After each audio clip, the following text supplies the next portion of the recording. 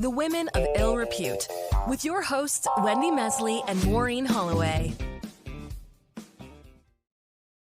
Wendy, I don't know if you know this. You should know this, but you probably don't. One of my social media handles or names is Mouthy Babe. I did not know that. You don't use it very much. No, I don't. My kids hate it for all sorts of Freudian reasons. Like, Mom, you're not a babe, and I don't want to hear about your mouth. But come on, you're still a babe. Oh, yeah, that goes without saying. But I will happily pass that handle on to this week's guest, Jen Gerson. Jen Gerson, she's a lot of things to a lot of people. She's a Calgary-based commentator. She's written for the New York Times, the Economist, Macleans, the Walrus, all the big publications, like a few Canadian papers. Along with Matt Gurney, Jen hosts a podcast called The Line, which can be found on Substack, along with much of her writing. And I would go so far as to say that Jen is a scourge in all the right ways. She's not afraid to speak up and be highly critical of our governments, our media, religion, foreign policy. Yeah, well, she talks a lot about freedom of speech, about conspiracy theories, and how to make your own makeup. You can make your own makeup? Apparently. Well, yeah, anything. You can make anything. You need wax and fish scales. I know that. But so you've made some? No, I've read about it, but I digress. Jen has been working on among many projects. She's got a book, or she's working on a book on the Satanic Panic, the witch hunt that started back in the 80s when people believed that there were satanic cults that were preying on children. Some believe it's still ongoing. No shortage of topics, makeup notwithstanding, with this week's guest. So really hard to know where to start. Yeah, well, Jen has been on our wish list since the very beginning, and I'm actually quite thrilled to talk to her. We can talk to her about the book. Jen is going to join us now. Hi, Jen. How are you? I'm very well. Thanks for having me. Gosh, that's quite the introduction. Now that you mention it, I guess I do have a lot going on. Yeah, and you got a couple of kids. Mm-hmm. Yep, two kids, 7 and 4 now. So great age to be running your own business, starting your own business, and writing a book. Of course. Oh, for sure. I'm killing it on every front. Let me tell you. Well, I sort of had to talk Maureen into doing this because it's like politics is not what we talk about. We don't talk a lot about daily news on this podcast. We interview. I could use a break. We talk, yeah. Well, and you do, but you are a little bit mouthy, so I think that's good. So I thought the two of you would get along. My husband really likes that about me, but whatever. Screw him. What does he know? What did you say, that you were disagreeably agreeable, or was that something that somebody pinned on you? I'm pretty sure that's the sort of thing that someone would pin on me. I mean, the funny thing is that I have a bit of a persona online, which is sort of shitposting, fearless, devil may care kind of attitude. But the funny thing is, like, my offline self, I am a lamb. Like in fact, the really hilarious thing is that I almost never get into arguments. I never really fight. I mean, there are a couple of exceptions, but like I'm very peaceable. I'm very easygoing. I'm very chill. Probably to a degree that is absolutely pernicious. And I'm actually starting to think about this. It's like I'm coming up on 40 now, and I started to suddenly realize that maybe I should be less. Maybe I should be a little less agreeable. No. I disagree. I may not agree, and Wendy is right. I'm not politically. I'm one of the few people that would say I don't know enough about this to have an informed opinion, and I think there should be more of that. But that being said, I read you, and although our politics are quite different, I find myself nodding. You make a good point. When you're in a social situation, though, lamb that you are, do people come up to you and say, who do you think you are with these opinions? Oh, gosh, no. If anything, I mean, maybe it's also because I'm in Alberta, right? But overwhelmingly firstly, I think I give off a bit of a weird vibe. I think I come across as quite aloof when I'm in social circumstances, which is interesting because actually it's genuinely shyness. I'm really uncomfortable in groups of people. But I think people can take that the wrong way. But when they do come up, they're generally quite like, I don't always agree. I get this a lot. I don't always agree with you, but you make a good point. Or I get a lot of that, and I always find that to be an interesting response, because I'm like, well, why would you ever expect to always agree with anyone? Like, I don't always agree with lots of people whom I enjoy reading, or lots of people I enjoy spending time with. I don't always agree with my husband, and I tell him this quite frequently. Well, I love that. I love being able to disagree with people, and I think it's really important, and it's really good to know that smart people have a different opinion than you do. So I don't agree with everything, but I agree with a lot of what you write. So, but I want to know: are you still writing? Like it's a pinned tweet from 2021 that you've got this book deal. Yeah, on the Satanic Panic. yeah. So are you or aren't you writing the book? My publisher will be happy to know I just finished the draft of chapter 9. Ooh, chapter 9. It is coming. It is so slow. I was one of these people who, with my first book deal, and I went to my publisher and I said, I'm not going to be like other writers. I'm going to be on this shit. I'm going to get you your full manuscript in a year. I'm going to be like chapter a month. Let's go. I'm going to be this super aggressive. And of course, 3 years later, I'm not done. So just yeah.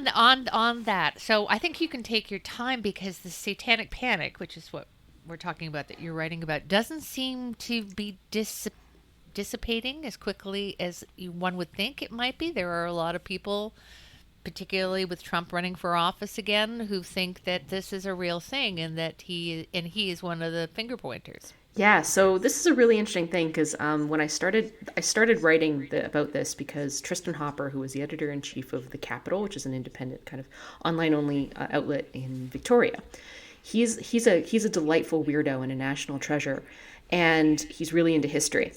And one of the things that he was looking into was the history of Victoria, and he discovered that, for example, one of the origins of the Satanic Panic conspiracy theory really took off because of a book that was based in Victoria.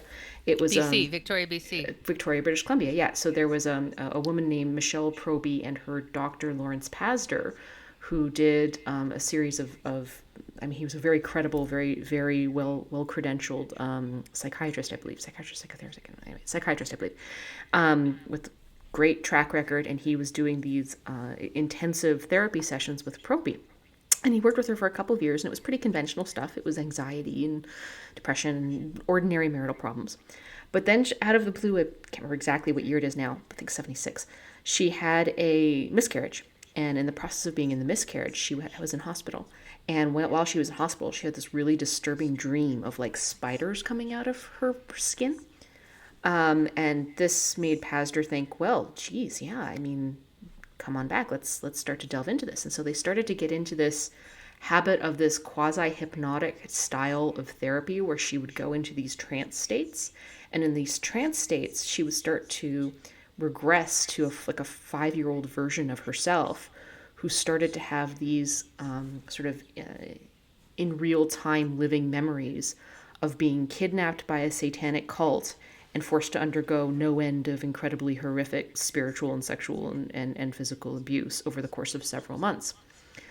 Because, of course, it came out that her mother was a member of the satanic cult and all this kind of crazy stuff happened.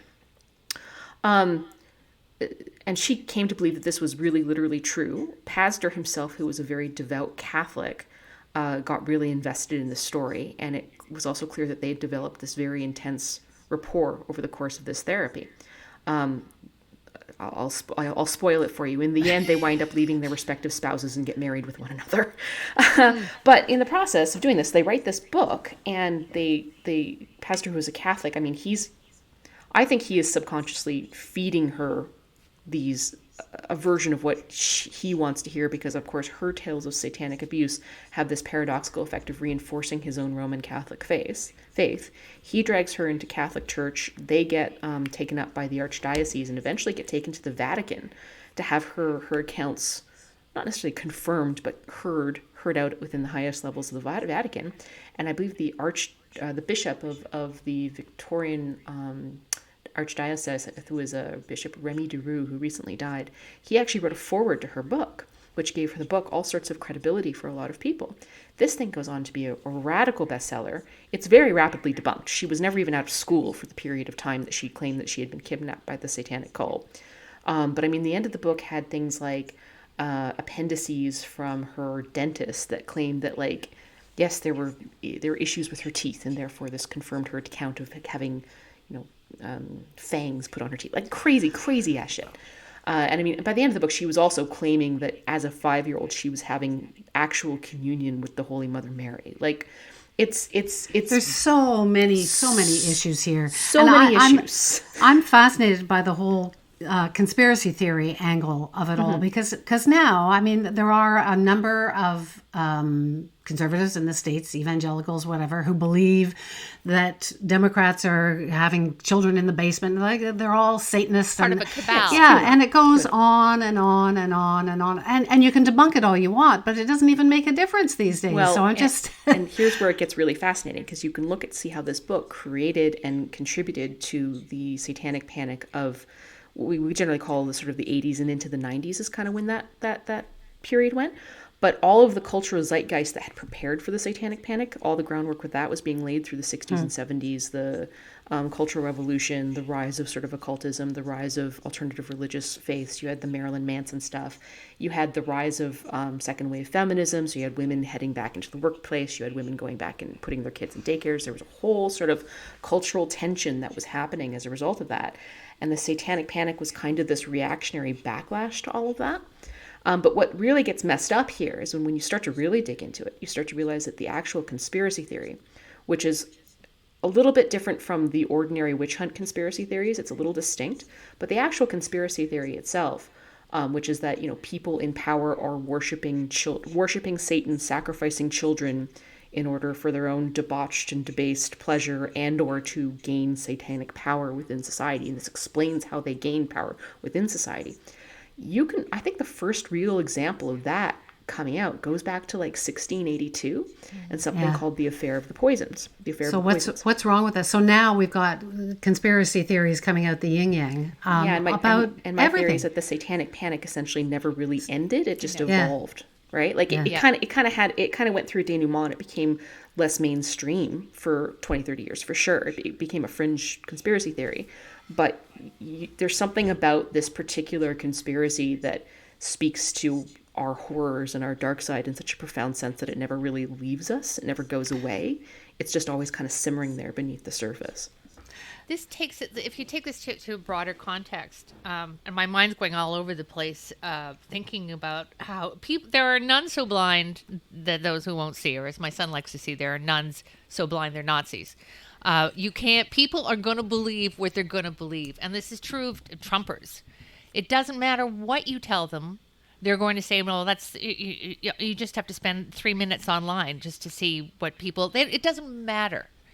And you must find as a pundit, as a writer, that this is really frustrating because in many ways you are often preaching to the choir, that the people who read you are like, are going to agree with you when really what you want to do is not persuade, at least be heard by people who don't blindly accept. Yeah, I don't see that as my role. I don't think it's my job to preach to anybody, and I don't think it's my job to convince anybody, right? Like, I just take a very different view on this, and maybe it's a bit more of a detached view, but it's my job to sort of explain what I think is happening. And people can take or leave that as it serves them. They can take whatever they find valuable out of that, and they can call me a bitch online if they don't like it. That's fine. I don't fundamentally see my role as trying to, because that's a very top-down way of thinking about a relationship between a pundit and his or her audience, right? It's, I'm here to tell you I'm not here to tell anybody what to think. I'm here to tell you what I think. Mm-hmm. Like, I'm selfish. I'm a selfish ass bitch, right? If you don't agree with me, that's fine. I don't care. But I mean, the other problem with the Satanic Panic conspiracy and the problem with conspiracies is that it's very easy to fall into the trap of thinking that it's all about those other people who believe the wrong things. You people. And what you start to realize when you study moral panics a little bit more is that it's a little more complicated than that, because moral panics aren't about you people who believe the wrong things. Moral panics are a dynamic. They're like a play. They're about basically, essentially, a real or perceived threat to the community that actually exists, but then is taken wildly out of disproportion. And then what you get is like a hyperpolarization around that issue. So it's not like you people believe these crazy QAnon conspiracies. It's you people who believe these crazy QAnon conspiracies engaging in a sort of perpetually radicalizing dynamic with the right people who think that you're just crazy and who in their zeal to debunk you are sometimes overlooking actual evidence of problems and harm. And the two sides wind up feeding off of each other and radicalizing off of each other into these more and more extreme camps. And that's what makes moral panics so completely destructive. But is there then any way of stopping a moral panic, or it's just always existed since the 1600s, so it'll carry on forever? I mean, I think that the cycle of moral panics is with us now, and I think that if anything, these cycles are accelerating. Like the Satanic Panic was sort of like a 15-year height cycle, right? And then it went back into like the underground or the fringes. I think that we're seeing now is that with especially the social media and the way that communication operates with social media now, is that these cycles of moral panic are becoming more intense and more condensed. So now moral panic kind of has a 12 to 18 month cycle before it collapses, right? That's what I think we're seeing now. I was really fascinated by a piece that you wrote about immigration and how, Canada had long presented itself as the place to come and start off a new life, and our doors are open, and it's very easy to be smug when we don't have borders that are, next to Mexico or whatever. Yeah. But you talk about it as sort of being irresistible catnip for politicians and almost like a conspiracy theory. And I just wonder if you could expand on that whole link of conspiracy theory, immigration, politics. It wraps it all up. So again, I actually just finished my chapter on this. So if you look at Michael Cohen's book, which I happen to have right here because I was just working from it. So this is sort of one of the seminal books academic books on moral panics, and it's called Cohen, Folk Devils and Moral Panics. Highly recommend. Not necessarily like a page turner, but it's a good book.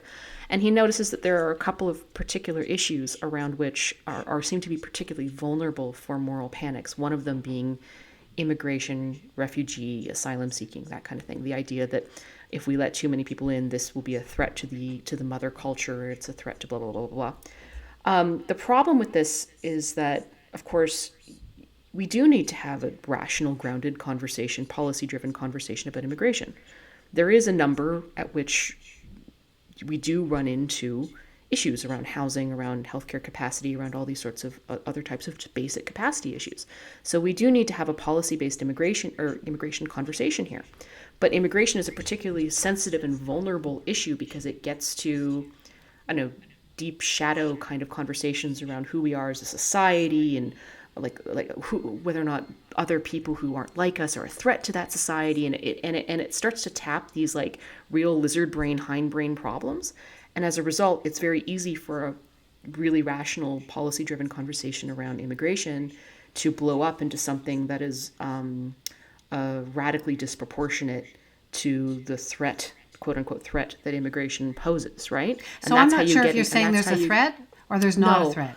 No, I mean, well, look, I don't think it's about framing it as a threat is a moral panic kind of framing. Yeah. Right?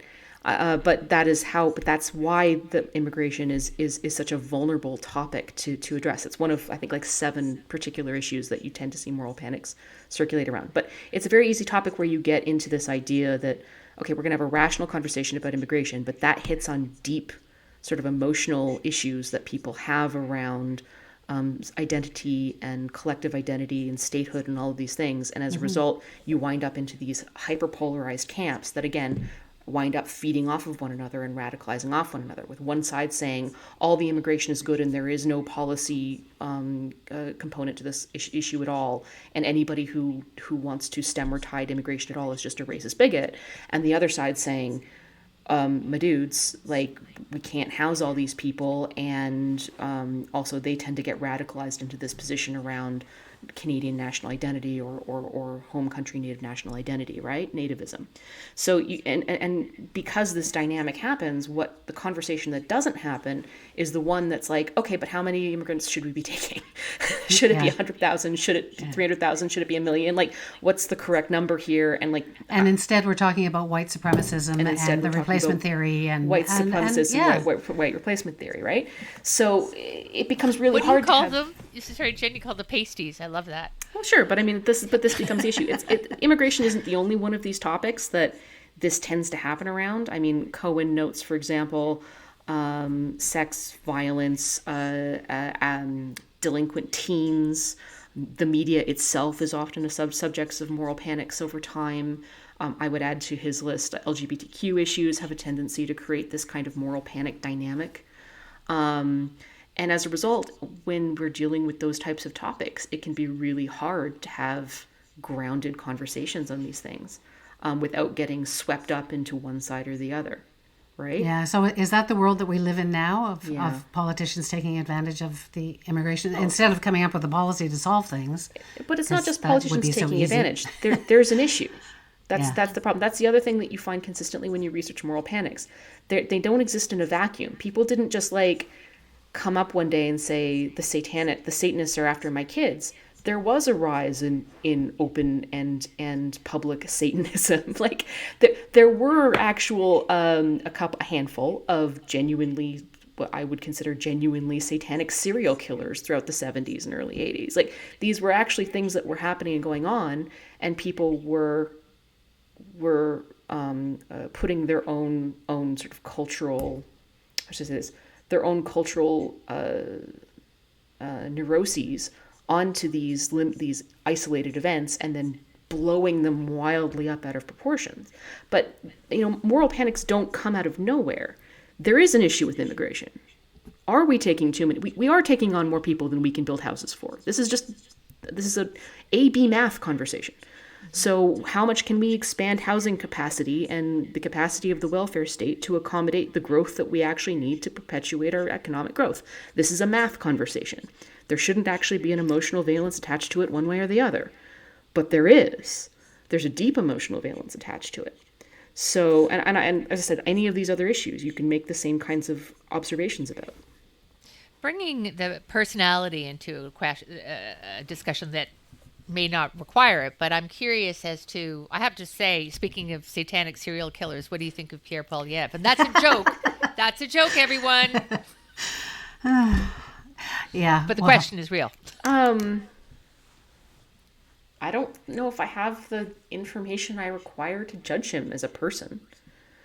Bluntly, I mean, how much of Pierre Poilievre is that we see in public is a persona versus a kind of construction that is appealing to a real emotional desire for change in the country, right? Like, versus how much of that is a person. I think I see hints of a fairly thoughtful and conservative individual who genuinely wants to fix some real problems. And I see a lot of own the lib buffoonery, right? And it's the own the lib buffoonery that people respond to very clearly. I mean, the other thing too is like, it's not just a matter of like those, in a parallel way that I said earlier in this podcast, it's not my job as pundit to sit here and dictate to people what to think. I'm telling you what I think. The relationship between the pundit and the audience is more symbiotic than that. Likewise, it's not the politicians just taking advantage of these emotionally fraught issues. It's their base and their audience responding to them talking about issues that base cares about and is worried about, right? So again, it's a symbiotic back and forth relationship. And I think that we don't always necessarily detach ourselves enough from the play that's happening in front of us to see that. It's fascinating. I saw the, I guess you'd done a podcast, and it started with a poll saying that nobody gives a shit about politics anymore, but they hate Pierre Trudeau.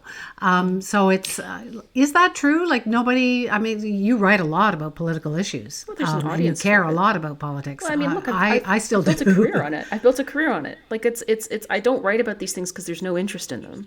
I couldn't build an audience. I'm not that talented. I can't make an audience happen for topics that people don't care about. I mean, look, I could write about sewing in Dune. And occasionally I do, and the audience will follow me there, but like, there's a limit. I couldn't devote my entire life to writing about sewing in Dune, right?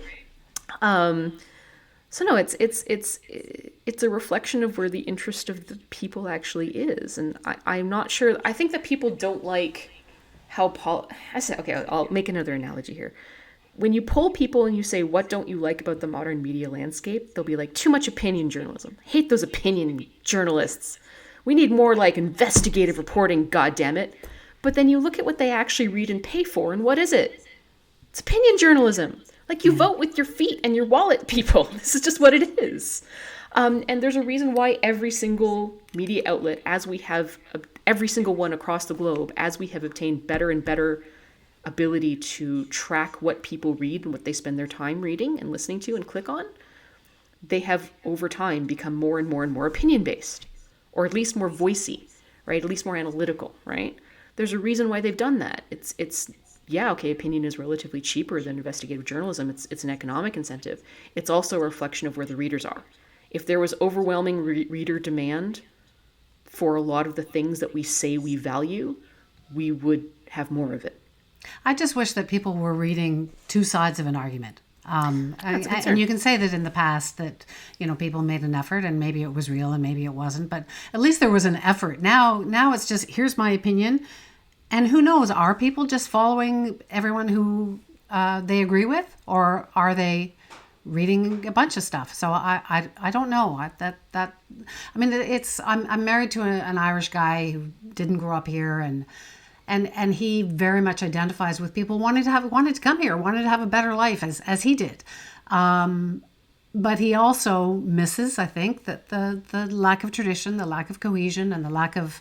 So it's really complicated.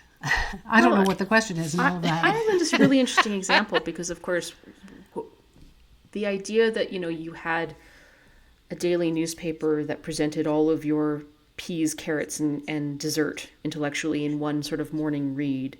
Sounds good. It sounds great. Was fantastic. It was also a really short-term thing. It was anomalous historically.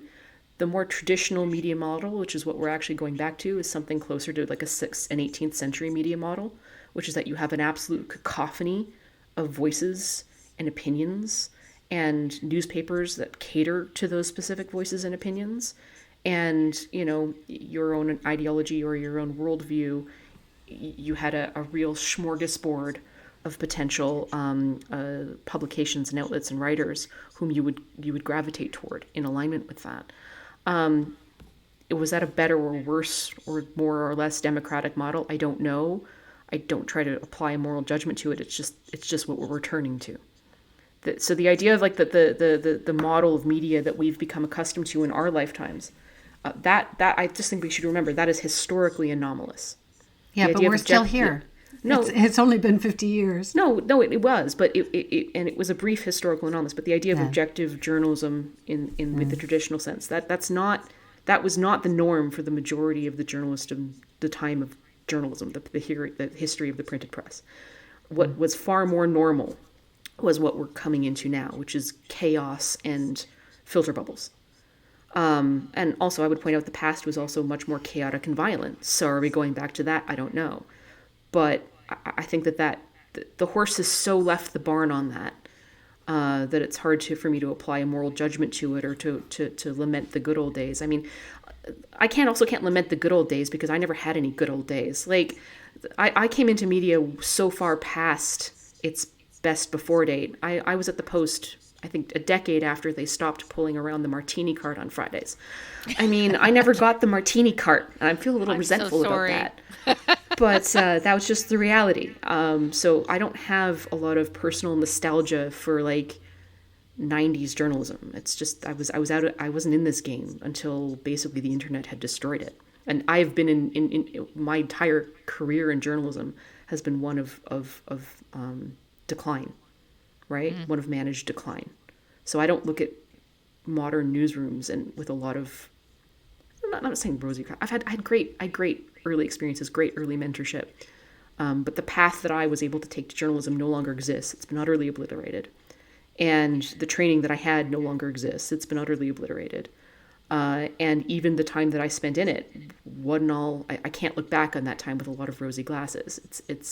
It was a lot of, I attended more funerals than retirement parties. Let's just put it that way. What are they teaching in journalism schools? And you're closer to this, Jen, than Wendy and I are. But I wonder, because both Wendy and I went to Ryerson and what was called radio and television arts, and even that name sounds so archaic.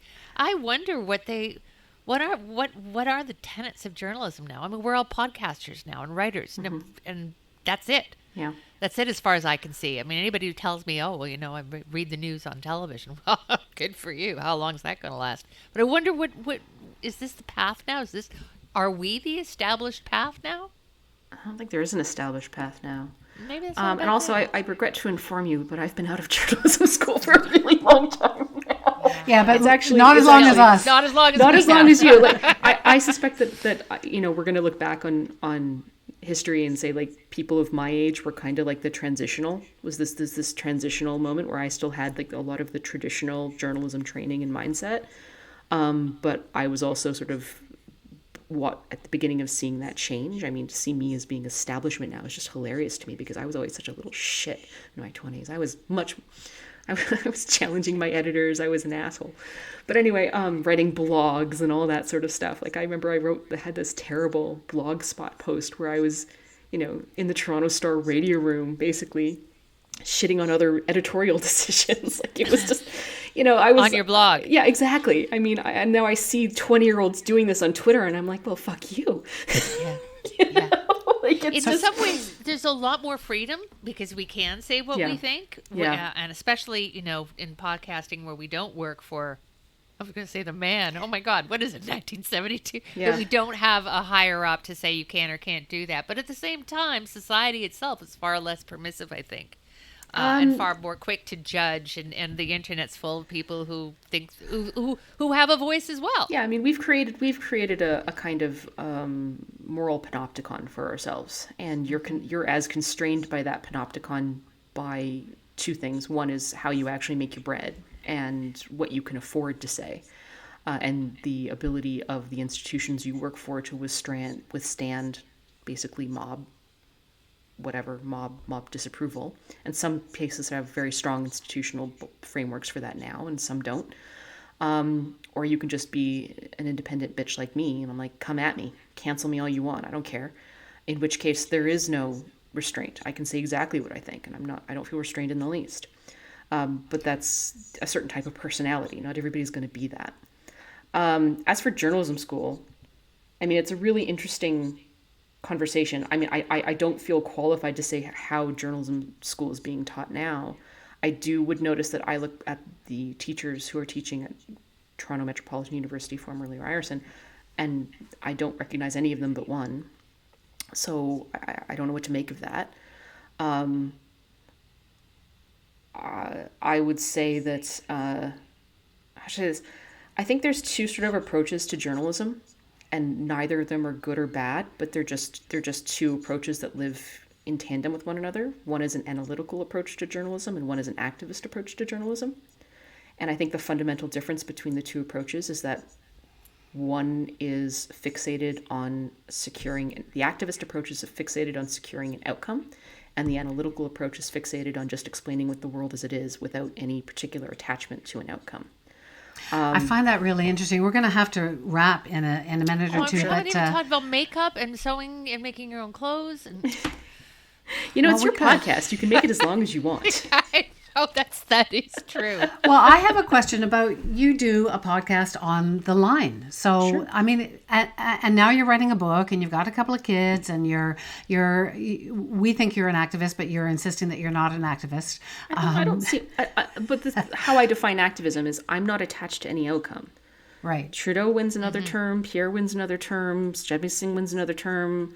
A meteor hits the earth and we all enter the sweet death cloud of the end. I mean, like, I don't see myself as, my job is to convince anybody or make anybody believe with me or make anybody agree with me, or to try and manipulate anyone into my preferred outcome. That's not my role. Well, maybe that's not what you want, but that's what I think it's part of what you accomplish. But that's how people choose to take and interpret my words is that's on their responsibility. Yeah. That's not my intent. And I think that I love doing the work for the sake of doing the work for the sake of doing the work. That's it. I just enjoy it. It's fun for me.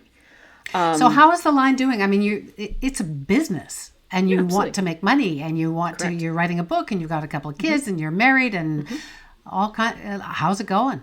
No, I'm busy. I'm really tired. I'm so tired.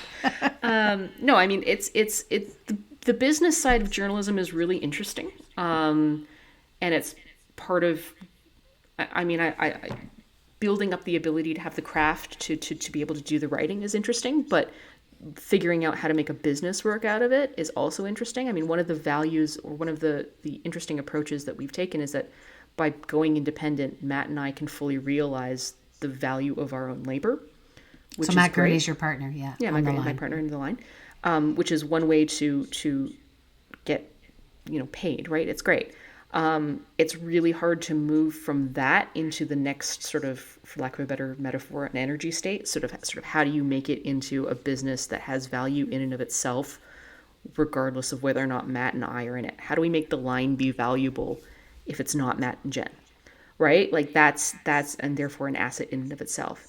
How do we scale out? How do we hire people so that we can scale the value from a subscription-based model or even an advertised model, or even like you're paying to be on Jen and Matt's podcast to, no, now we have people working for us that help us increase the value of this product, right? Like it's a different way of thinking about relationships in the world, and it's a really interesting approach.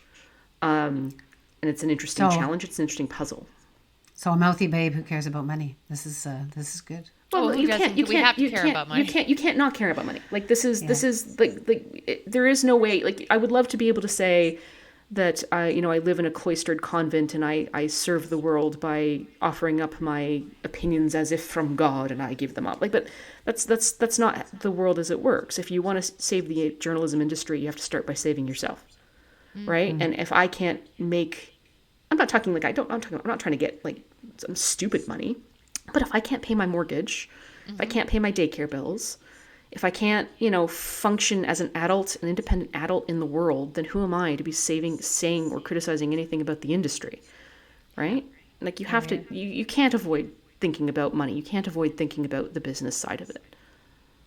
Well, you know what? We can make this podcast as long as we want, but actually, and I don't mind telling you, Wendy and I have a meeting with a potential sponsor who may want us to be the faces of vaginal dryness.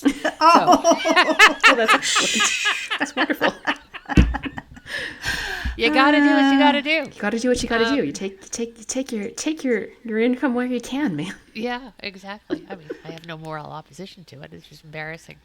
Jen Gerson, you're a delight. You really are. And thank you so much for talking to us. We've been looking forward to this for a long time. I think we will have to have you back to talk about making your own clothes. And I absolutely would love to. I could go on for some time. I bet. It's a whole other rabbit hole to go down. Absolutely. Jen, it's lovely to see you. And we'll keep reading. Thanks. Cheers. Cheers. Bye. So Maureen, is it bad that I said the boobs are out because they're never going to be out? I like Jonathan's response. Well, as far as I'm concerned, I've never lost. It kind of reminds me of, gynecologists. Do they go? I mean, that's the perpetual question. Do you lose interest when it's work? But apparently not. I have to tell you, the appropriate answer is what? No, the answer is no, never. So I have never been to a strip show or a sex club or anything like that, except once. I know it's not that I eschew it. I just never went. Well, I was, but it was always work related. So tell me about your episode. Okay, oh my God. So I was in San Francisco and I was on Broadway, exact same place, and it was the 80s, and I was with my boyfriend at the time, as opposed to the boyfriend I have now. And he said, let's go to a sex, and they weren't burlesque. It was let's go to a sex show, and I'm like, and we headed down Broadway, and it was more of the sleazy type, where people are out. What do you call them? Barkers or whatever. They're trying to get you into the club. Bringing people in, saying that there's naked ladies inside. Yeah, there's naked ladies. Yeah. So come on in. So and you pick one at random.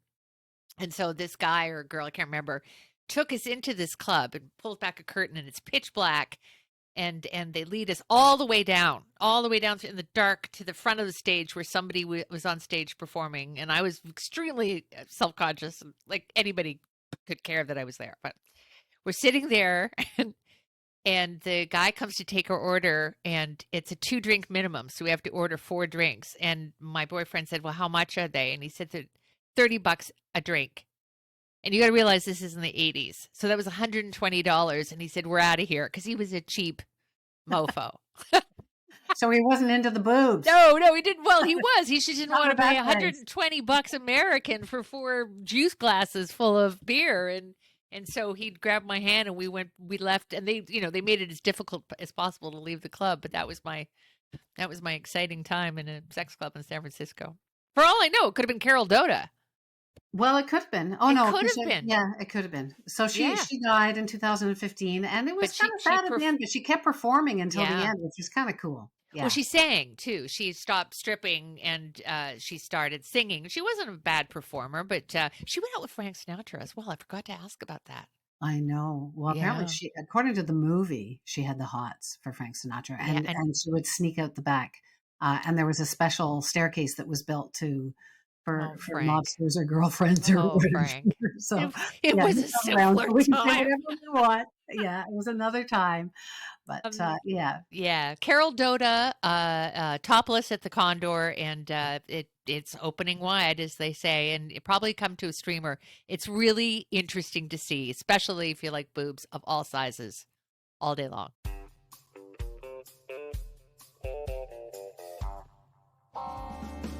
Women of Ill Repute was written and produced by Maureen Holloway and Wendy Mesley, with the help from the team at the Sound Off Media Company and producer Yet Belgraver.